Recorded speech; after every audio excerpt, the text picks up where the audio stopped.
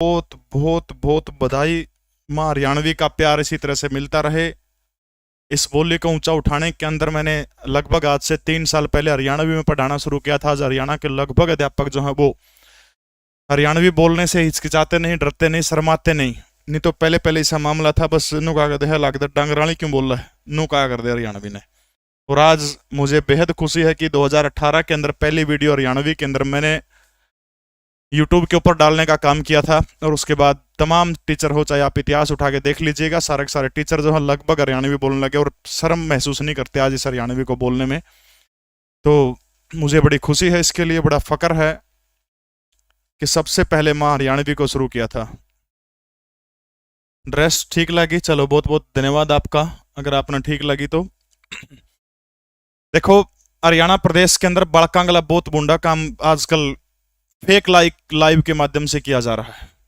जी हाँ, अगर आप सही सुन रहे हैं तो मैं सही बोल रहा हूं बिल्कुल। आमतौर पर मेरे जो लाइव हैं वो 2000-2500 तक उड़ तक रहे हैं। 1000 रुपए के 1000 लाइव मिलते हैं। और बड़े बड़े टीचर जिनको आप कहते हैं वो 5-5 हजार 7-7 हजार इतने इतने लाइव जो है वो फर्जी तरीके से कर रहे हैं हरियाणा प्रदेश के अंदर। आज मैंने भी लगाया है, मैंने भी क्या महा एक बार मेरे बढ़ा ताकि लाइव में बढ़कर ना बता सकूं। तो आज 24-2500 तक जितने ऊपर जाओगे वो सारे अपने फर्जी आऊंगे। समझ गए मेरी बात? एक टीचर होकर ऐसा घिनौना काम गलत है, अशोभनीय है। मैंने 2:59 पर यानी 3 बजे मेरा टेलीग्राम चैनल देखोगे, उसके अंदर 3 बजे कह दिया था कि आज की क्लास में उस रहस्य से पर्दा उठाने का काम करूंगा फेक लाइव के माध्यम से। यानी लाइव पाऊंगा लगे 400 और देख दे पाऊंगे 4400। लोगों को बहकाने का, बरगलाने का काम किया जा रहा है। और आज की क्लास के अंदर जितने मेरे 2600-2500 तो ऊपर जितने बढ़ेंगे, या 2-2.5 हजार मान लियो 24-2500 तो वो सारे ऊपर वाले फर्जी मिलेंगे अपने, टोटली सारा के सारे। तो आज की जो है हरियाणा दिवस के साथ मैं क्लास को शुरू करने जा रहा हूं। ऊपर वाले सारे फर्जी पाऊंगे वो देख लियो। सुनील बुरा सर का थोड़ी बार में देख लियो 10,000 लाइव चलते पाए जाएंगे अपने, फर्जी हैं वो भी सारे। और ये आप लोगों को बताने के लिए हमने ये काम किया है, ठीक है? तो सबकी राम राम। एक बार ओके रिपोर्ट लिख के भेज दो अगर मेरी आवाज आप तक ठीक पहुंच रही है तो।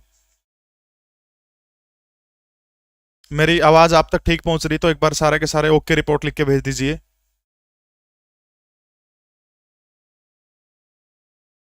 ओके रिपोर्ट ठीक है? चलो भाई, राम राम जी। आज की स्पेशल हरियाणा दिवस की क्लास हरियाणा जीके ही होगी टोटली सारे के सारे, इसमें और कुछ नहीं कराऊंगा आज, ठीक है? देखो भाई, पहला प्रश्न की है, पशु जनगणना 2019-20 के अनुसार हरियाणा में भैंसों की संख्या लगभग कितनी है? तो पशु जनगणना 2019-20 जो है, अभी 2019 के अंदर जो है जनगणना हुई थी पशुओं की हरियाणा प्रदेश के अंदर। जब हरियाणा बना था 1 नवंबर 1966 को, तो उसके बाद 3 साल बाद 1969 के अंदर हरियाणा प्रदेश के अंदर जो है पहली बार क्या हुई थी, पहली बार जनगणना हुई थी पशुओं की 1969 के अंदर, ठीक है? पहली बार तब हुई थी। उसके बाद ये अब जो जनगणना हुई हरियाणा प्रदेश के अंदर, ये इसके अंदर भैंसों की पूछ रखी। देखो, तो सबसे पहले आपने याद रखना कि सर्वाधिक पशुधन हरियाणा के अंदर कहां है। तो याद रखना है कि सर्वाधिक पशुधन हरियाणा प्रदेश के अंदर कौन से जिले के अंदर है। तो आपने याद रखना हमारा जो हिसार जिला जो है, हिसार जिले के अंदर पशुधन जो क्या है सर्वाधिक, ठीक है? यानी सबसे घने पशुधन हरियाणा में कड़ा है, तो आपने याद रखना हिसार जिले के अंदर है। पशु चिकित्सा प्रशिक्षण संस्थान कोई आपसे पूछता है, पशु चिकित्सा प्रशिक्षण संस्थान, पशु चिकित्सा प्रशिक्षण संस्थान। और ये जो पशु प्रशिक्षण संस्थान जो है कोई आपसे पूछने का काम करे तो आपने बताना है हरियाणा के हिसार जिले के अंदर जो है पशु चिकित्सा प्रशिक्षण संस्थान जो हरियाणा के कौन से जिले के अंदर, हिसार जिले के अंदर है।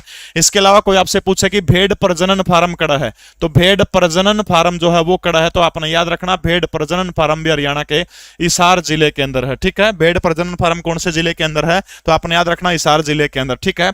अगर मैं बात करूं तो ऊंट प्रजनन के अंदर, तो ऊंट प्रजनन के अंदर हरियाणा के कौन से जिले के अंदर है? ऊंट प्रजनन के अंदर हरियाणा के सिरसा जिले के अंदर है। दोस्तों, सिरसा हरियाणा का वो जिला है जहां सबसे ज्यादा ऊंट पाए जाते हैं, सबसे ज्यादा गाय जो हरियाणा के अंदर वो कड़ा पाई जाओ है। गाय और ऊंट जो है हरियाणा के अंदर सबसे ज्यादा जो है कड़ा पाए जाओ। तो आपने याद रखना है ऊंट और गाय हरियाणा के कौन से जिले के अंदर, या फिर बकरी ये कौन से जिले के अंदर सबसे ज्यादा पाए जाओ। तो हरियाणा का सिरसा जिला जो है, सिरसा जिले के अंदर जो है क्या पाए जाते हैं, सबसे ज्यादा पाए जाते हैं, ठीक है? इसके अलावा मैं बात करूं तो गायें जो है सबसे गणी, सिरसा में सबसे थोड़ी गायें कोई आपसे पूछने का काम करता है तो याद रखना नूह जिले के अंदर सबसे थोड़ी गायें हैं। भैंस सबसे गणी हमारा हिसार जिला में सबसे थोड़ी भैंस पूछो तो कौन सा जिले के अंदर है, तो हरियाणा का पंचकुला जिला, जो पंचकुला जिले के अंदर सबसे कम भैंस है। ठीक है, यानी गायें जो है सर्वाधिक गायें हरियाणा के अंदर कड़ा पड़ा है तो पता है अपना सिरसा जिले के अंदर, और कम गायें कोई आपसे पूछने का काम करता है तो सबसे कम गाय हरियाणा के कौन से जिले के अंदर है, नूह जिले के अंदर। ठीक है, भैंस कोई आपसे पूछने का काम करता है तो सर्वाधिक भैंस हरियाणा के हिसार जिले के अंदर, और सबसे कम भैंस हरियाणा के कौन से जिले के अंदर, तो हरियाणा के पंचकुला जिला जो है, पंचकुला जिले के अंदर सबसे कम भैंसों की संख्या। ठीक है, अगर मैं भेड़ों की बात करूं हरियाणा में भेड़, तो भेड़ सबसे ज्यादा बैसे भेड़ है, बैसे भिवानी है, भिवानी में सबसे ज्यादा भेड़ है, और सबसे कम भेड़ कोई आपसे पूछने का काम करता है तो फिर वो जिला कौन सा आ जाएगा, वो जिला गुरुग्राम हो जाएगा। गुरुग्राम में भेड़ों की संख्या सबसे क्या है, कम है। अगर बात करूं सुअर, तो सुअरों की बात करूं तो सुअर हरियाणा के सबसे ज्यादा शहर से सुर, शहर से सोनीपत, सोनीपत में सबसे घने सुर है, और नूह के अंदर जो है सबसे सूरों की मात्रा जो है कौन से जिले के अंदर सबसे कम है, तो नूह जो है, नूह के अंदर सूरों की मात्रा क्या है, सबसे कम है। ठीक है, अगर मैं बकरी की बात करूं तो बकरी हरियाणा के कौन से जिले में सर्वाधिक है, तो बकरी हरियाणा के सिरसा जिले के अंदर जो है सबसे ज्यादा, और सबसे थोड़ी बकरी हरियाणा के कौन से जिले के अंदर है, तो सबसे थोड़ी बकरी जो है कौन सा जिला है, तो याद रखना है सबसे कम बकरी जो हरियाणा के पानीपत जिले के अंदर। ठीक है, सबसे कम कड़ा है तो हरियाणा के पानीपत जिले के अंदर। ठीक है, अगर मैं बात करूं हरियाणा के अंदर जो पशुधन जो है, यानी पशुओं का योगदान हरियाणा प्रदेश की जीडीपी के अंदर कितना, तो याद रखना 2.5% जो है, 2.5% हरियाणा प्रदेश की जीडीपी के अंदर योगदान किसका, तो आपने याद रखना है पशुओं का योगदान जो है हरियाणा प्रदेश की जीडीपी के अंदर 2.5% है। ठीक है, तो याद रखना 2019 की जनगणना के अनुसार हरियाणा प्रदेश में लगभग कितनी भैंस है, तो आपने याद रखना लगभग 44 लाख भैंस जो है हरियाणा प्रदेश के अंदर जो है कितनी है, लगभग 44 लाख है 2019-20 की जनगणना के अनुसार। ठीक है, तो ऊंट प्रजनन केंद्र सिरसा के अंदर, ऊंट गाय बकरी तीनों कड़ा पाई जाए तो सिरसा के अंदर ज्यादा पाई जाए। पशु चिकित्सा प्रशिक्षण संस्थान हिसार जिले के अंदर है। भेड़ प्रजनन फार्म कड़ा है हिसार जिले के अंदर है। भेड़ सबसे ज्यादा भिवानी में सबसे थोड़ी कड़ा तो भेड़ गुड़गांव के अंदर है। सिरसा में सबसे ज्यादा गाय है, नूह में सबसे थोड़ी गाय है। भैंस हिसार में सबसे ज्यादा, पंचकुला में कम है। सूर सबसे ज्यादा सोनीपत में गणे हैं, नूह में कम है। बकरी सिरसा में ज्यादा और थोड़ी कड़ा है, तो याद रखना है पानीपत के अंदर जो है थोड़ी सबसे ज्यादा बकरी है। तो लगभग 44 लाख जो है हरियाणा प्रदेश के अंदर भैंस है। दूसरी महत्वपूर्ण चीज आपने याद रखनी, हरियाणा प्रदेश की जो जीडीपी जो है पशुधन का योगदान उसके अंदर कितना है, तो 2.5% जो है ये पशुधन का योगदान है। ठीक है, इसके बाद अगला प्रश्न देखिएगा, हरियाणा पंचायत चुनाव में महिलाओं और अनुसूचित जाति के प्रत्याशियों के लिए निर्धारित न्यूनतम शैक्षणिक योग्यता क्या है। यानी जो हरियाणा के अंदर जो है महिलाओं के अंदर निर्धारित जो न्यूनतम शैक्षणिक योग्यता जो है ये पूछ रखी। ठीक है, तो सबसे पहली चीज अपना शुरू से इसकी जड़ पकड़ने का काम करते हैं। तो जब हरियाणा बना था 1 नवंबर 1966 को हमारा हरियाणा प्रदेश बना था। ठीक है, और 1 नवंबर 66 को जब हरियाणा प्रदेश बना था तो पहले 1952 के अंदर एक एक्ट बना था पंजाब के अंदर। ठीक है, तो उस पंजाब के एक्ट के तहत 1952 के पंजाब के एक्ट के तहत हरियाणा प्रदेश में क्या करवाए जाते थे, चुनाव करवाने का काम किया जाता था। ठीक है, 1994 के अंदर जब तक हरियाणा प्रदेश का खुद का पंचायती राज एक्ट नहीं बना तब तक किसके तहत चुनाव करवाए जाते थे, तो पंजाब एक्ट के तहत 1952 के तहत हरियाणा प्रदेश में चुनाव आयोजित करवाया करते थे। एक व्यक्ति है जिनका नाम है बलवंत राय मेहता, आपने सुना होगा, सुना है नाम बलवंत राय मेहता। ये जो बलवंत राय मेहता नाम के व्यक्ति हैं ये गुजरात के दूसरे मुख्यमंत्री हुआ करते थे। ठीक है, बलवंत राय मेहता कौन से प्रदेश के दूसरे मुख्यमंत्री थे, तो आपने पता होना चाहिए गुजरात के जो है दूसरे मुख्यमंत्री थे। और इनकी हत्या धोखे से की गई थी, जानबूझ करके पाकिस्तान। इनका जो हेलीकॉप्टर जो था कच्छ एक क्षेत्र पड़ता गुजरात के अंदर, कच्छ का रण आपने सुना होगा जहां पर लूनी नदी जाकर विलुप्त हो जाती है। ओड़ा इनका क्या था, तो आपने याद रखना वहां पर इसका हेलीकॉप्टर जो था वो हवा के अंदर उड़ रहा था और जानबूझ करके जो है पाकिस्तान के द्वारा जो है इस हेलीकॉप्टर को मार गिराने का काम किया गया था, ताकि इसके अंदर जो है गुजरात के दूसरे मुख्यमंत्री बलवंत राय मेहता जो है इनकी मृत्यु हो जाती है। सर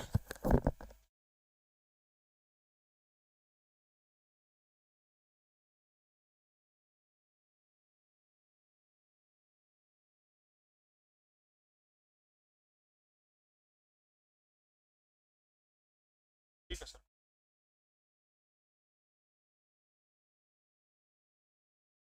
ठीक है भाई। तो याद रखना आपने अभी राजस्थान हरियाणा भारत का पहला ऐसा राज्य बना था। कौन सा बना था, राजस्थान। यानी भारत का ऐसा पहला राज्य कौन सा था, तो याद रखना आपने राजस्थान, जिसने शैक्षणिक योग्यता को लागू करने का काम किया था। उसके बाद हरियाणा जो है दूसरा राज्य बना था। अगर मैं पंचायती राज के इतिहास की बात करूं तो सबसे पहले आपने याद रखना है ऋग्वेद। ठीक है, ऋग्वेद जो है ऋग्वेद के अंदर सबसे पहले स्थानीय इकाई जो है, स्थानीय इकाई यानी स्थानीय इकाइयों का जिक्र किसके अंदर किया गया, तो सबसे पहले प्रश्न नेशनल जीके के उससे भी बहुत बढ़िया। तो याद रखना स्थानीय जो निकाय जो है इनका इनका जो जिक्र किसके अंदर किया गया था, तो आपने याद रखना ऋग्वेद के अंदर जो है इनका जिक्र किया गया था। ठीक है, बाद में जो भारत का संविधान बनता तो भारत के संविधान का जो आर्टिकल 40 जो है, अनुच्छेद 40 जो है भारत के संविधान के आर्टिकल 40 के अंदर क्या किया गया था कि आर्टिकल 40 में जो है पंचायती राज का जिक्र किया गया था। ठीक है, लेकिन एक याद रखना कि एक प्रश्न आओ कि संविधान में पंचायती राज के समावेश जो है, कि संविधान में पंचायती राज का जो समावेश किया गया था उसका विरोध किस व्यक्ति ने किया था, तो आपने याद रखना संविधान में पंचायती राज जो शामिल किया गया था उसका विरोध किस बंदे ने किया था, तो डॉक्टर भीमराव अंबेडकर नहीं चाहते थे कि संविधान में पंचायती राज का समावेश हो। यह प्रश्न आया हुआ। ठीक है, इसके अलावा जो है भारत में कार्यक्रम शुरू हुआ था, कार्यक्रम का नाम क्या है, सामुदायिक विकास।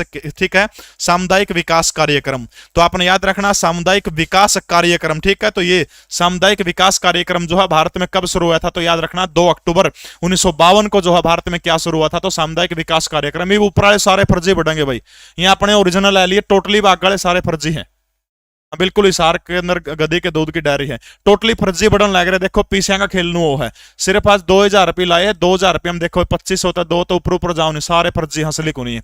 इस तरीके से युवाओं को बहकाने का काम किया जा रहा है। ये ऊपर बढ़न लगे नहीं, सारे फर्जी हैं जितने पीछे का लाओ ना, इनके व्यू अकाउंट होंगे फर्जी सारा के सारे। लेकिन आपने नू देखना कि कौन से टीचर के सही है, तो सुबह जब वीडियो रात में अपलोड हो, सुबह आप एक काम करियो, सुबेरे देखियो, सुबेरे देखोगे ना लाइव बंद होने के बाद में जितने व्यू आऊंगे ना ओरिजिनल वो है, ये फेक जितने लाओ मैंने आज 2000 रुपये लाए, 2000 के 1500 लाइव जुड़ जाओगे मेरे। ठीक है, ये जो 1500 जुड़ेंगे तड़कन अकाउंट कुने हुए, बस आपका मन खुश करने खातर, ताकि क्या है दोस्तों तुम बड़का नो जो हो फलानो मास्टर के तो इतने आ रहे भाई, वो फर्जी है सारा के सारे बेटा, फर्जी है।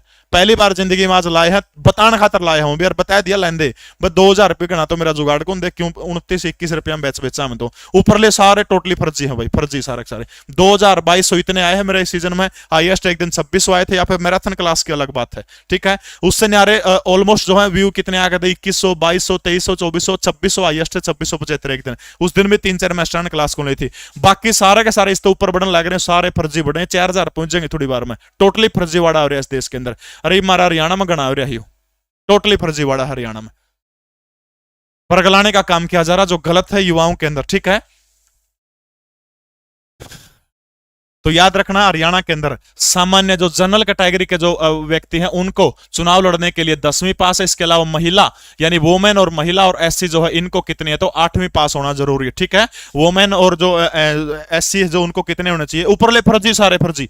ठीक है, तो याद रखना 8वीं पास को है, और अनुसूचित जाति की महिला को कितने रुपए याद रखना आपने, तो ये 8वीं पास और ये महिला को कितने रुपए याद रखना, तो रुपये के 8वीं पास एससी और महिला जो है दोनों ने के होना जरूरी है, तो 8वीं पास होना जरूरी है, जनरल ने 10वीं पास जरूरी, बस यह बात आप याद रख लियो। ठीक है, अगला प्रश्न देखिएगा शाबाश की है, हरियाणा सरकार द्वारा गोवंश संरक्षण गोवर्धन अधिनियम 2015 को कब लागू किया गया था, यानी 2015 के अंदर जो है एक एक्ट भारत हरियाणा प्रदेश की विधानसभा के अंदर आया था, 2010 का एक एक्ट था उसके तहत आया था। ठीक है, और ये जो एक्ट जो आया था आपने बताने का काम करना कि ये जो एक्ट जो था कब लागू हुआ था हरियाणा के अंदर, 19 जुलाई 2015, 19 अगस्त 2015, 19 अक्टूबर या फिर 19 नवंबर 2015 के अंदर ये कानून पारित हुआ था।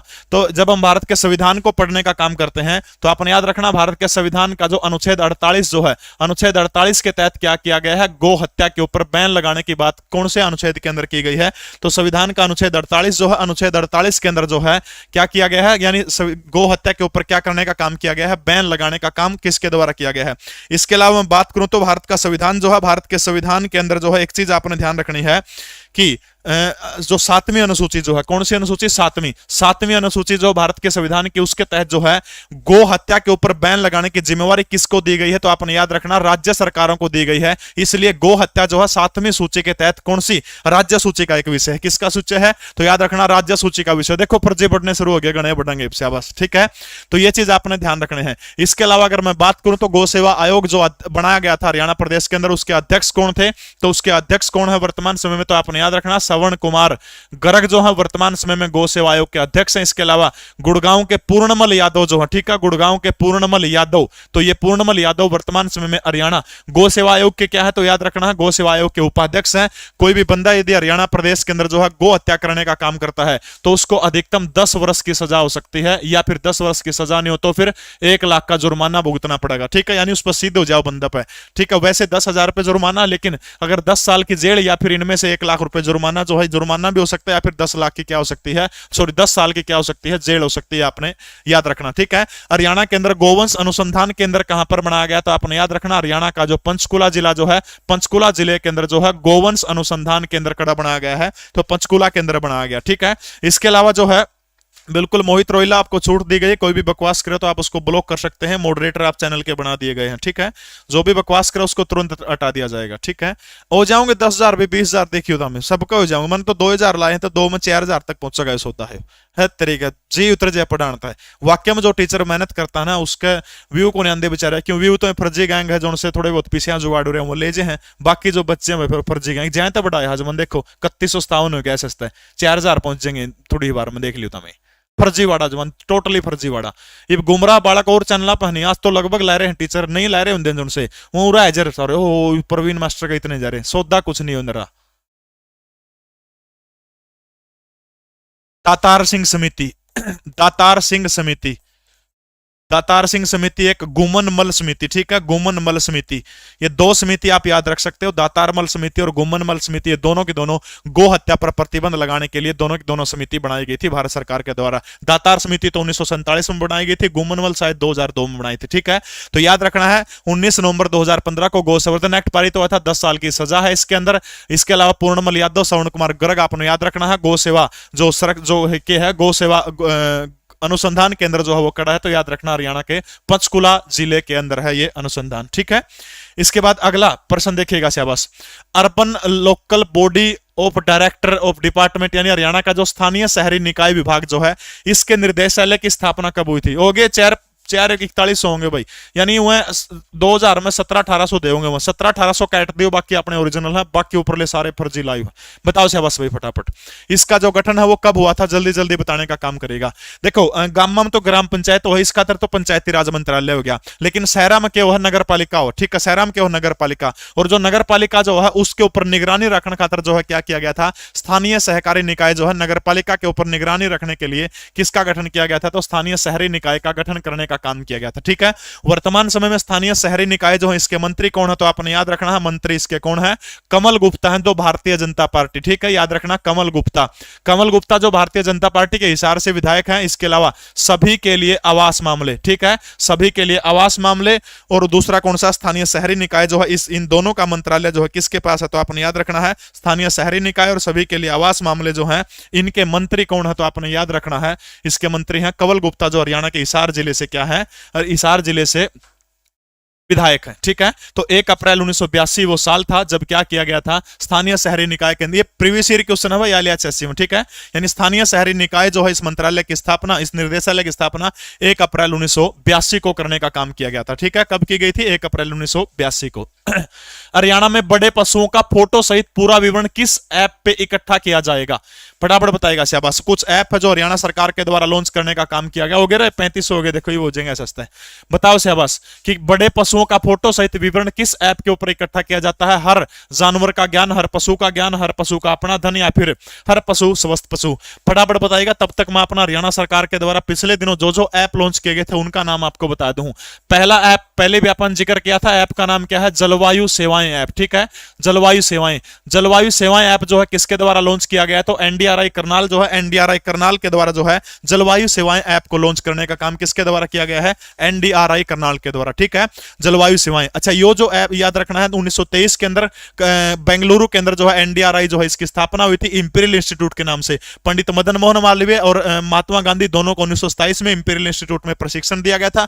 1955 में इसको करनाल के अंदर लाया गया था। 1989 NDRI जो है 1989 के अंदर इसको डीम्ड विश्वविद्यालय जो है मानद विश्वविद्यालय का दर्जा देने का काम कब किया गया था, तो 1989 के अंदर जो इसको मानद विश्वविद्यालय का क्या किया गया था, दर्जा देने का काम किया गया था। मनमोहन सिंह चौहान वर्तमान समय में करनाल के NDRI के क्या है, निर्देशक है। इसके अलावा भारत का पहला डेयरी संग्रहालय जो है वो भी कड़ा खोला गया है। तो याद रखना भारत का पहला डेयरी संग्रहालय कड़ा खोला गया, तो हरियाणा के करनाल के NDRI के अंदर क्या खोला गया, हरियाणा का पहला डेयरी संग्रहालय जो है वो खोलने का काम किया गया है। इसके अलावा एक और खट्टर सरकार का एक ऐप था जिसका नाम क्या है, जन सहायक ऐप, ठीक है, जन सहायक ऐप, ठीक है, जन सहायक ऐप।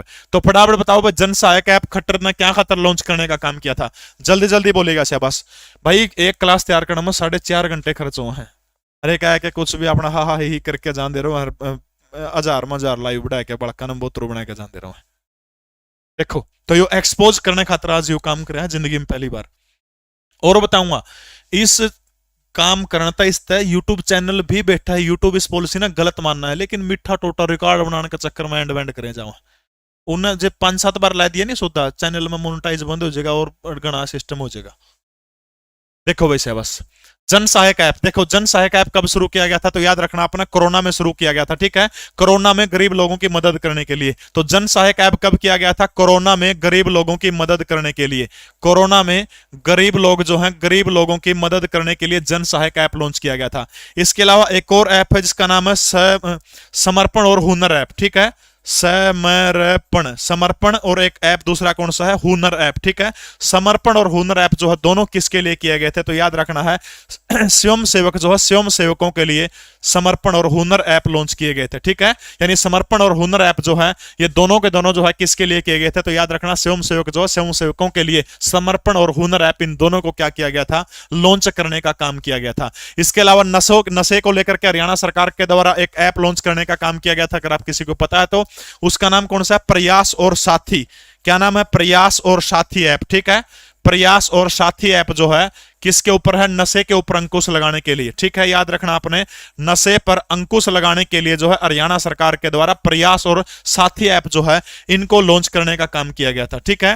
हाँ भाई फायदा कौन बेटा उसका, बाद में व्यू काउंट कौन होंगे, पढ़ा लेने दो मैंने, ठीक है, बताइएगा साहब। इसके अलावा स्वस्थ हरियाणा ऐप, अगर किसी को पता है तो स्वस्थ हरियाणा ऐप, स्वस्थ हरियाणा आप, ये कोई सर्वर होता है बेटा, सर्वर के थ्रू बढ़ते हैं, बड़ी बड़ी आईटी कंपनियां हैं वो पैसे ले वो बढ़ाओ हैं। स्वस्थ हरियाणा ऐप, ठीक है, स्वस्थ हरियाणा ऐप। ये जो ऐप जो था अनिल विज के द्वारा लॉन्च किया गया था। सरकारी अस्पतालों में जो पर्चे कटन का झंझट से मुक्ति के लिए, झंझट से मुक्ति जो है उसके लिए जो है स्वस्थ हरियाणा ऐप जो है उसको क्या किया गया था, लागू करने का काम किया गया था, लॉन्च करने का काम किया गया था। इसके अलावा सड़कों को गड्ढा मुक्त करने के लिए हरियाणा सरकार के द्वारा हरपथ ऐप जो है, हरपथ ऐप को लॉन्च करने का काम किया गया था, ठीक है। अच्छा भाई आज हिंदी की क्लास होनी थी, आज को नहीं, तड़का 4 बजे हिंदी की क्लास होगी। आज शास्त्री जी ने बाहर जाना पड़ गया था, कुछ लाइट की भी दिक्कत थी आज, ठीक है। तो कल 4 बजे हिंदी की मैराथन क्लास होगी अभिमन्यु शास्त्री सर की, ठीक है। हरपथ ऐप जो है आपने याद रखना है, ये जो ऐप जो है गड्ढे भरने खातर, जो सड़कों के गड्ढे जो है उसकी हरपथ ऐप के ऊपर फोटो उतार के फोटो भेज दो, ठीक है, फोटो उतार के फोटो भेज दे। उसके बाद जो है फोटो उतारने के बाद में सड़क जो है वो उनके पास पहुंच जाओगी, जो इनका डिपार्टमेंट है पीडब्ल्यूडी, और उसके बाद जो आपने याद रखना है, उसके बाद जो हरपथ ऐप के थ्रू क्या हो जाओगी, ठीक हो जाओगी। अब फटाफट इस पर्सन का कमेंट करके बताओ कि वो एप्लीकेशन कौन सी है, वो कौन सी है, तो याद रखना हर पशु का ज्ञान, ठीक है, हर पशु का ज्ञान ये ऐप जो है क्या किया गया, लॉन्च करने का काम किया गया। फटाफट रिपीट करूं भाई, देखो जलवायु सेवाएं एनडीआरआई करनाल के द्वारा, मनमोहन सिंह चौहान 1923 में, बेंगलुरु 1955 में, करनाल 1989 में क्या बना था, ये मानंद विश्वविद्यालय बनाया गया था। मुर्रा नस्ल की भैंस को जलवायु परिवर्तन से बचाने के लिए जलवायु सेवाएं ऐप था। भारत का पहला डेयरी संग्रहालय करनाल के अंदर है। जन सहायक ऐप है, कोरोना में गरीबों को राशन देने के लिए बनाया गया था। समर्पण और हुनर ऐप जो है, जो व्यक्ति समाज सेवा करना चाहता है स्वयं सेवकों के लिए ये ऐप है। प्रयास और साथी ऐप जो है हरियाणा प्रदेश के अंदर नशे पर अंकुश लगाने के लिए शुरू किया गया था। हरपत ऐप जो है सड़कों के गड्ढे भरने के लिए। स्वस्थ ऐप हरियाणा में अस्पतालों में पर्ची कटवाने खातर, और हर पशु का ज्ञान जो है पशुओं के सारा सौदा और मिला है। हरियाणा का कौन सा शहर भारत के पहले प्रधानमंत्री जवाहरलाल नेहरू के सपनों का शहर है, तो फटाफट बताइएगा शहबाज कि कौन सा शहर जो है जवाहरलाल नेहरू के सपनों का शहर था। याद करिएगा जवाहरलाल नेहरू जो है एक शहर है भारत का, जो आजादी के बाद, बंटवारे के बाद पाकिस्तान के अंदर चला गया था, और वो शहर कौन सा है, तो आपने याद रखना वो शहर लाहौर है। और इसी लाहौर शहर जो है जब पाकिस्तान के पास में चला जाता है, इसीलिए जो है जवाहरलाल नेहरू चाहते थे कि हरियाणा के अंदर भी, भारत के अंदर भी एक ऐसा शहर होना चाहिए। तो इसलिए फ्रांस के एक वास्तुकार हुआ करते थे जिनका नाम ली कार्बूजियर है, तो ली कार्बूजियर से संपर्क करने का काम किया गया था। और 1952 वो साल है जब 1952 के अंदर जो है फ्रांस के वास्तुकार ली कार्बूजियर, तो ली कार्बूजियर जो है इनके सहयोग से 1952 के अंदर चंडीगढ़ जो है, चंडीगढ़ को आधिकारिक रूप से क्या किया गया था, बसाना शुरू किया गया था। 1960 तक जो है बसना शुरू होता, ठीक है। फटाफट मैंने बताओ कि चंडीगढ़ का राजकीय पशु कौन सा है, राजकीय पशु और राजकीय पक्षी, चंडीगढ़ का राजकीय पशु और पक्षी कौन सा है, चंडीगढ़ का राजकीय पशु और चंडीगढ़ का राजकीय पक्षी, ये दोनों के दोनों फटाफट बताओ कमेंट करके कि चंडीगढ़ का राजकीय पशु और राजकीय पक्षी कौन सा है, फटाफट बताइएगा। बहुत बढ़िया शाबाश।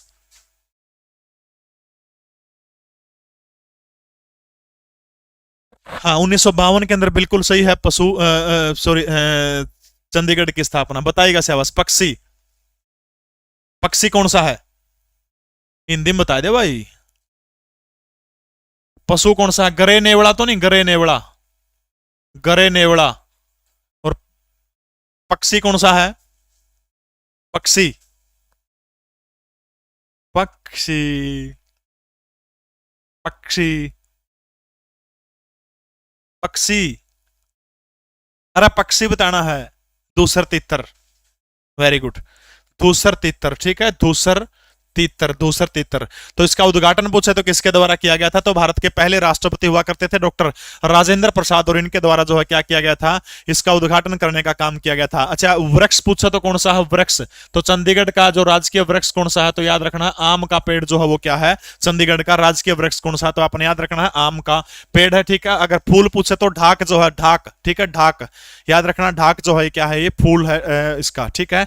इसके अलावा नु पूछ ले चंडीगढ़ की आकृति किसके जैसी? तो याद रखना मानव शरीर की संरचना जो है।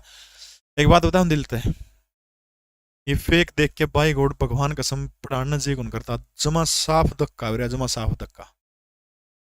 माइंड में चीजें कौन आने लग रही, आप बाहर निकलने लग रही। नू अरे अब क्लास छोड़ के बैठ जाए, कोई दम नहीं जिंदगी में दिखावटी में, भगवान कसम। किसी टाइम भी छोड़ सकूं क्लास, क्योंकि मूड नहीं जिए कौन करता अपने से खुद के 1500 आए जो 1700 आए जो 2000 है जो उसमें संतुष्टि बेटा का स्वाद सा उस चीज में, लेकिन और डाल का सिस्टम हो रहा है भाई, ठीक है। बिल्कुल 1 नवंबर 1966 को इसको क्या दिया गया था? यूनियन टेरिटरी का दर्जा देने का काम किया गया था।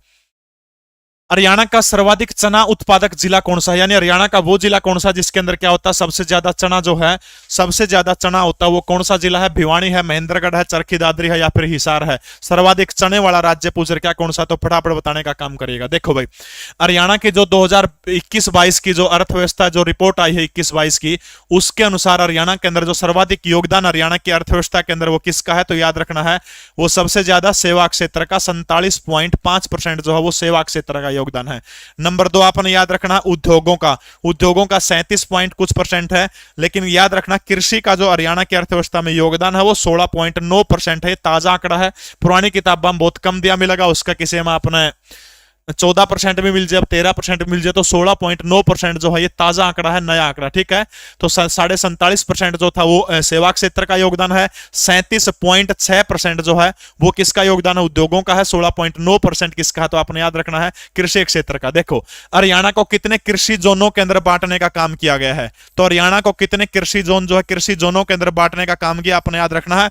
हरियाणा को टोटल कितने कृषि जोनों में बांटने का काम किया गया? तो हरियाणा में 3 कृषि जोन है। लेकिन कोई आपसे पूछता कि हरियाणा में जलवायु कृषि जोन कितने हैं, तो फिर उत्तर आपका क्या हो जाएगा? 2 हो जाएगा, ठीक है। जलवायु कृषि जोन हरियाणा के अंदर जो है जलवायु कृषि जोन की संख्या कितनी है? तो याद रखना हरियाणा के अंदर जलवायु कृषि जोनों की संख्या कितनी है? 2 जोन है। फटाफट कमेंट करके बताओ कि हरियाणा के अंदर 2 कौन से हैं? 2 जो जलवायु कृषि जलवायु जोन जो हरियाणा के अंदर वो 2 बताने आपने कौन से हैं? एक तो है पूर्वी जोन और दूसरा कौन सा है? पश्चिमी जोन, ठीक है। पूर्वी जोन और एक दूसरा कौन सा है? तो पश्चिमी जोन, ठीक है।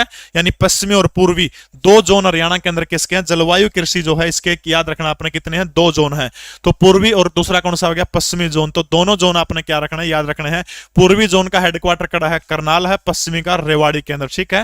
पूर्वी जोन का हेडक्वार्टर करनाल के अंदर है और पश्चिमी का कड़ा है तो याद रखना बावल, और बावल कड़ा पड़ा है तो याद रखना बावल के रेवाड़ी के अंदर जो हो पश्चिमी जोन का मुख्यालय है, ठीक है। टोटल कृषि जोन पूछा तो हरियाणा के आपने याद रखना है, तो कृषि जोन 3 है। और वैसे पूछा तो मान लिया कृषि जलवायु जोन पूछा तो कृषि जलवायु कितने जोनों में बांटा गया है? 2 जोनों में बांटने का काम किया गया है। पूर्वी जोन का मुख्यालय करनाल के अंदर है, पश्चिमी जोन का मुख्यालय बावल जिला रेवाड़ी के अंदर, ठीक है। अगर मैं हरियाणा की वाणिज्यिक फसलों की बात करता हूं तो वाणिज्यिक फसल कौन सी हरियाणा की? गन्ना है, तिलहन है, कपास है। अगर नु पूछा कि सर्वाधिक वाणिज्यिक फसल हरियाणा के अंदर कौन सी होती है तो आपने याद रखना है कपास जो है सर्वाधिक वाणिज्यिक फसल है, जो हरियाणा के सिरसा जिले के अंदर गेहूं और कपास क्या होती है? सर्वाधिक होती है, ठीक है। तो वाणिज्यिक कृषि जोन को आपसे पूछता तो हरियाणा के अंदर कितने हैं? तो 2 वाणिज्यिक कृषि सॉरी वाणिज्यिक कौन था नहीं कि मैं लिखा दिमाग में स्लिप ऑन दी जाऊं चीज। वाणिज्यिक फसल की जिक्र हो रहा था, तो सर्वाधिक वाणिज्यिक फसल कौन सी? तो आपने याद रखना कपास जो सर्वाधिक वाणिज्यिक फसल है, ठीक है। इसके अलावा मैं 2-4 चीजों की बात करूं तो एक योजना हरियाणा के अंदर शुरू हुई थी, कृषक उपहार योजना। साल 2000 के अंदर कृषक उपहार योजना जो था उसको शुरू करने का काम किया गया था। हरियाणा का सिरसा जिला जो है, सिरसा जिले के अंदर गेहूं सर्वाधिक मात्रा में होती है, आड़ू होते हैं, खट्टे फल होते हैं, या फिर फलों की बात करूं तो याद रखना सबसे अधिक फल जो है वो भी कड़ा हुआ है तो हरियाणा के सिरसा जिले के अंदर होता है, ठीक है। भिवानी के अंदर कौन सी चीज है? जौ और चना जो है दोनों सर्वाधिक मात्रा में कड़ा हुआ, तो याद रखना जिला भिवानी के अंदर जो है जौ और चना जो है वो सर्वाधिक मात्रा के अंदर है। बेटा रियल नहीं है, फेक है। हरियाणा के सुरजीत सिंह बरनाला जो है, सुरजीत सिंह बरनाला के संदर्भ में आप फटाफट बताइए कि क्या बेमेल है, यानी इनमें से कौन सी बात जो है सुरजीत सिंह बरनाला जो है इनके संदर्भ में कौन सी बात झूठ है, ये चीज आपने बताने का काम करना। फटाफट बताइएगा कि सुरजीत सिंह बरनाला जो है वो बेमेल का, तो वो मुख्यमंत्री रह चुके हैं, मार्शल रह चुके हैं, राज्यपाल रह चुके हैं, या फिर वो उपराज्यपाल रह चुके हैं। तो फटाफट बताने का काम करिए कि कौन सा सुरजीत सिंह बरनाला जो है इसके संदर्भ में बेमेल क्या है। तो पहली चीज तो आपने याद रखनी है, सुरजीत सिंह बरनाला का जन्म जो है कब हुआ था, 1925। तो याद रखना आपने 1925 के अंदर जो है ये जन्म इनका कहां पर हुआ था, तो याद रखना अटेली जो है महेंद्रगढ़ में पड़ता होगा, तो महेंद्रगढ़ अटेली के अंदर 1925 के अंदर इनका जन्म हुआ था। अगर दो चार चीजों की मैं बात करूं तो इनके बारे में, तो पंजाब राज्य जो है, पंजाब राज्य के क्या रह चुके हैं, मुख्यमंत्री रह चुके हैं, ठीक है। अगर मैं राज्यपाल की बात करूं तो राज्यपाल ही रह चुके हैं, उत्तराखंड के रह चुके हैं, आंध्र प्रदेश के राज्यपाल रह चुके हैं। उपराज्यपाल की बात करूं तो अंडमान निकोबार जो है, अंडमान निकोबार के रह चुके हैं। इसके अलावा 1977 के अंदर जब मोरारजी देसाई की सरकार भारत के अंदर बनी थी, तो मोरारजी देसाई की सरकार के अंदर ये भारत से कृषि मंत्री ये बने थे, ठीक है। तो याद रखना सिर्फ मार्शल नहीं बने थे, वैसे पंजाब के मुख्यमंत्री थे, उत्तराखंड के राज्यपाल रह चुके हैं। इसके अलावा ये आंध्र प्रदेश जो है, आंध्र प्रदेश के मुख्यमंत्री रह चुके हैं, तमिलनाडु सॉरी आंध्र प्रदेश के राज्यपाल, तमिलनाडु के राज्यपाल, उत्तराखंड के राज्यपाल, और अंडमान निकोबार द्वीप समूह के क्या रह चुके हैं, उपराज्यपाल। 1977 में भारत के क्या थे, कृषि मंत्री है। बिल्कुल, गन्ना भी वाणिज्यिक फसल है। मैंने कब मना किया विनोद, वीडियो में थोड़ी पचन सरका के देख ले बेटा, थोड़ी पचन सरका के देख ले। गन्ना मैंने वाणिज्यिक फसल में गिनया है, कौन गिनया है, गन्ना, तिलहन, कपास, सर्वाधिक कपास, गन्ना, तिल, कपास, 3 वाणिज्यिक फसलों में हरियाणा के अंदर प्रमुख है, ठीक है। गुड़गांव नहर जो है वो कौन सी नदी के ऊपर बांध बना करके निकालने का काम किया गया है, ठीक है। वो नकदी फसल है मोहित गुप्ता, वाणिज्यिक फसल, नकदी फसल। नकदी फसल पर उत्तर में आ जाओ तो फिर गन्ना हो जाएगा, वाणिज्यिक फसल पूछ ले तो फिर कपास हो जाएगा। भाई साहब मैंने दिल्ली हरियाणा उत्तर के सारे यूट्यूब चैनल देख लिया, आपका चैनल बेस्ट है, बहुत बहुत धन्यवाद आपका, बहुत बहुत धन्यवाद आपका। मोहित गुप्ता बता तो दिया भाई, नकदी फसल पूछ ले उत्तर गन्ना, वाणिज्यिक पूछ ले तो कपास गिराइए, बस ठीक है।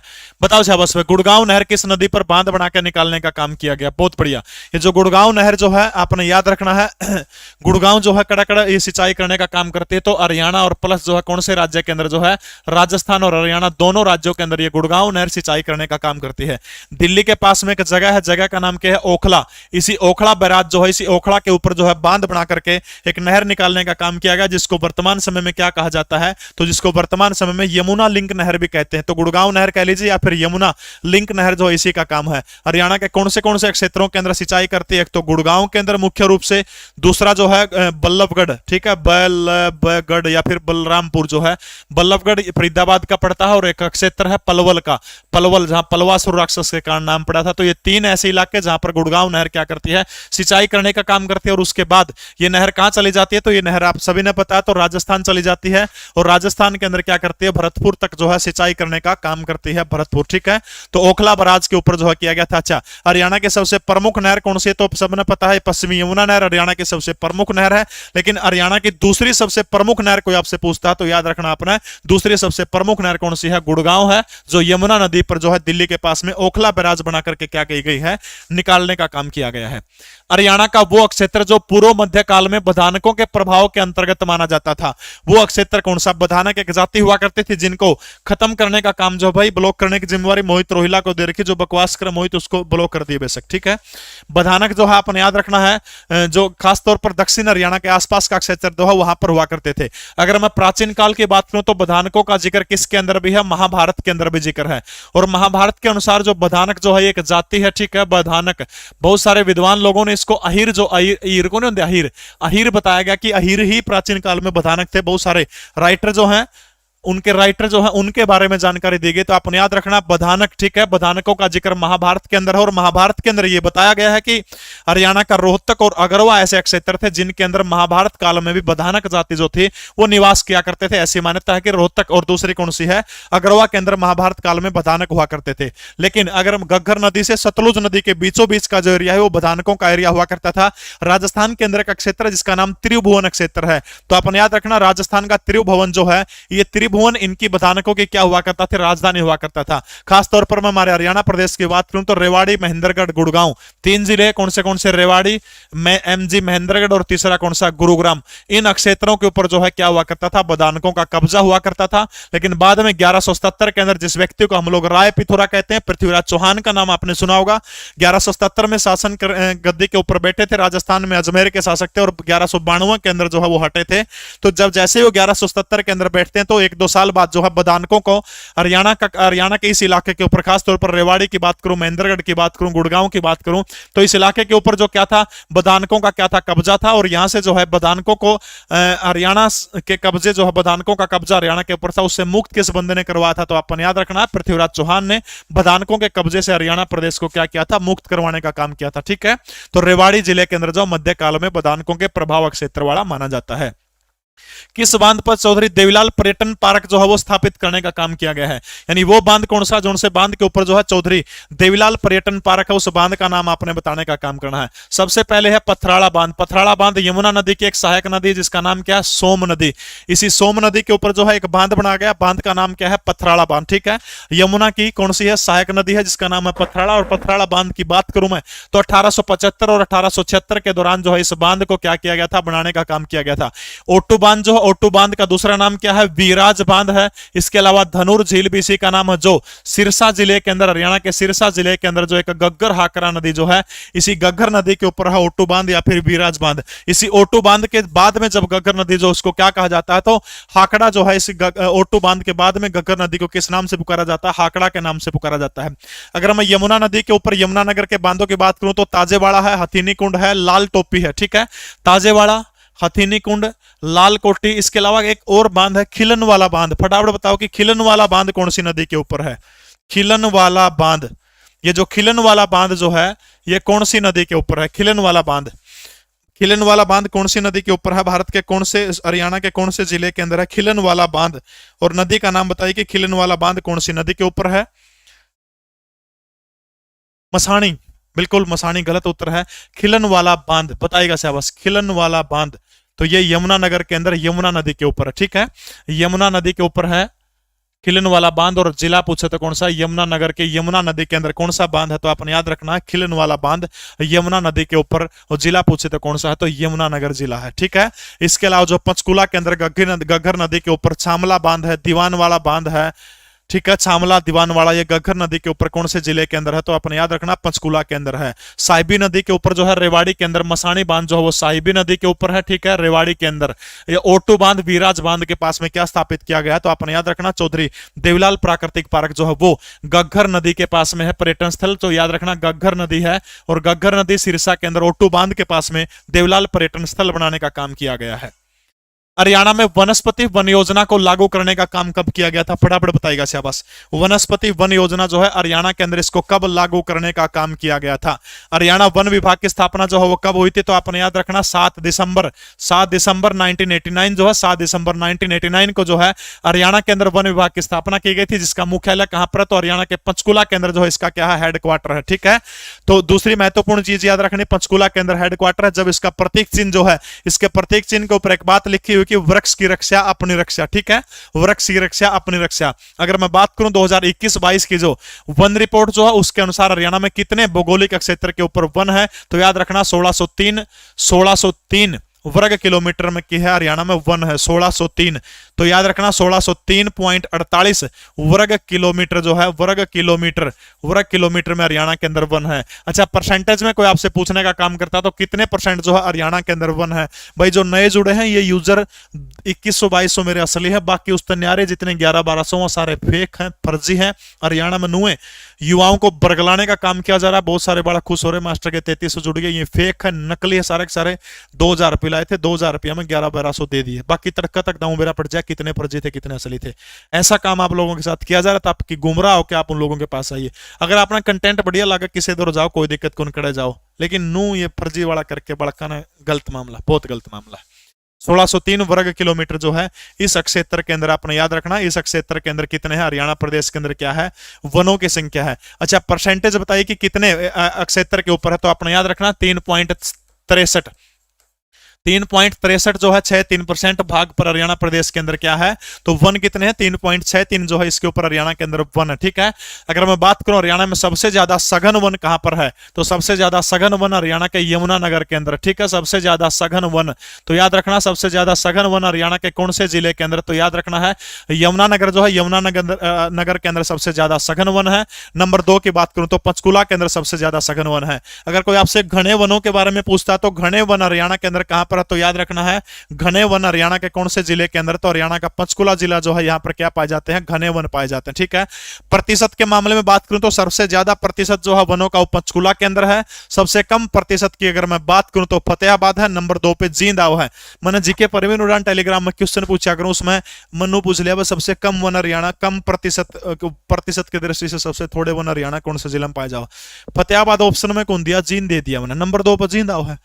3-4 छोरियां ना कान खा लिए ना जी, गलत पूछो आप तो, ज्ञान को नहीं आपने दिमाग से टक लिया आपका भी। ए बुआ बखा फतेहाबाद को नहीं ऑप्शन में चेक कर ले, जीन दे रखा हो गलती होगी जी, सॉरी जी माफ करियो जी, ए बोली सॉरी। बताइएगा शाबाश। औषधीय पौधे लगाने के लिए जो है हरियाणा प्रदेश के अंदर जो है वनस्पति वन योजना जो है 1 नवंबर 2003 को शुरू करने का काम किया गया था। ठीक है, 1 नवंबर 2003 को जो है ये वन लगाने के लिए, जो औषधीय पौधे लगाने के लिए इसको शुरू करने का काम किया गया था। मैं निर्धन कंगाल आदमी तू राजा की जाई, मेरे रैन ने घर नहीं तू महल छोड़ के आई, उपरोक्त पंक्तियां किस हरियाणवी कवि के द्वारा लिखी गई है, फटाफट बताइएगा शाबाश, किस हरियाणवी कवि के द्वारा पंक्तियां लिखी गई है। संत गरीबदास जिनका जन्म कहां पर हुआ था, तो आपने याद रखना चुड़ानी गांव के अंदर जन्म हुआ था। गरीबदास का यहां पर क्या लगता है, मेला लगता है। निर्गुण राम के क्या थे, उपासक थे। दीपचंद, दीपचंद देखो, दीपचंद की प्रणाली आपने याद रखनी, सबसे पहले हुआ करते थे हरियाणा के अंदर छज्जूराम। ठीक है, छज्जूराम के शिष्य कौन हुए, पंडित दीपचंद ब्राह्मण। ठीक है, दीपचंद, दीपचंद किसके शिष्य थे, छज्जूराम के शिष्य थे। दीपचंद का शिष्य कौन हुआ, तो आपने याद रखना अरदेवा सांगी दीपचंद के चेले थे।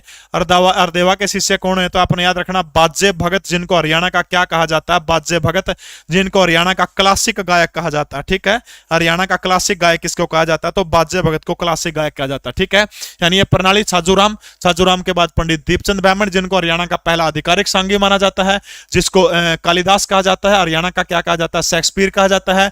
नंबर उसके नीचे छज्जूराम के शिष्य दीपचंद, दीपचंद का अरदेवा, अरदेवा का बाजे भगत। ठीक है, बाबू कौन था, गुरु था, चेले थे। ठीक है, बाजे भगत को हरियाणा का क्या कहा जाता है, क्लासिक गायक कहा जाता है। अगर मैं मुस्लिम प्रणाली की बात करूं तो सबसे पहले नाम आता है जमुआ मीर का, धनपत सिंह मैंने सुमर लिए जमुआ मीर। जमुआ मीर का चेला कौन था, धनपत सिंह थे। जमुआ मीर के धनपत का चेला कौन था, चंदगी राम था, चंदगी राम बगाना।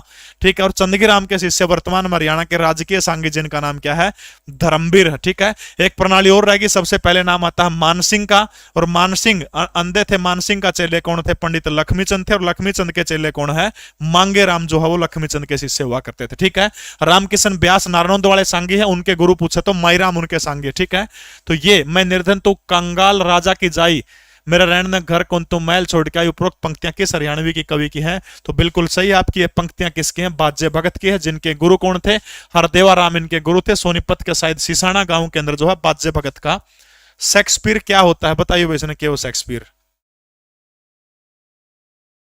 वह नदी जो मानसून के दौरान अत्यधिक बाढ़ और गाद के कारण जो है जमाव लेके आती है। यानी मानसून के अंदर, मानसून का मतलब क्या है भाई, बरसात के टाइम पर बाढ़ आओ है, और यह नदी के लेके आओ, गाद लेके आओ है, गारा लेके आओ है। अगर यह नदी भारत की पूछ जाए तो याद रखना सबसे ज्यादा गारा या फिर बाढ़ प्रवाहित करने वाली भारत की नदी कोई आपसे पूछने का काम करता है तो आपने उत्तर रहेगा गंगा नदी सबसे ज्यादा बाढ़ या फिर गाद या फिर गारा प्रवाहित करने का काम करती है। लेकिन हरियाणा की नदी पूछ रही है कि सबसे ज्यादा मानसून के दौरान जो है वो गाद प्रवाहित करने का काम करती है।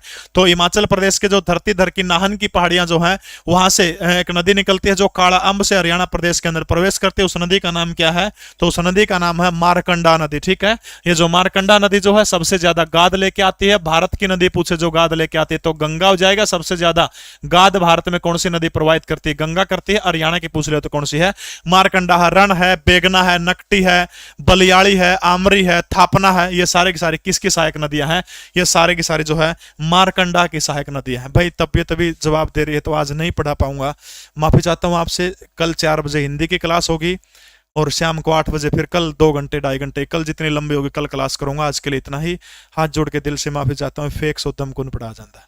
बिल्कुल मैं माफी चाहता हूँ आप लोगों से, आज के लिए इतना ही। तड़का 4 बजे किसकी क्लास होगी, तो याद रखना तड़का 4 बजे हिंदी की क्लास होगी, 8 बजे फिर मिलांगे। आप रिवीजन कर लीजिए, तब तक बहुत बहुत धन्यवाद आप सभी का जुड़ने के लिए। जय हिंद, भारत माता की जय।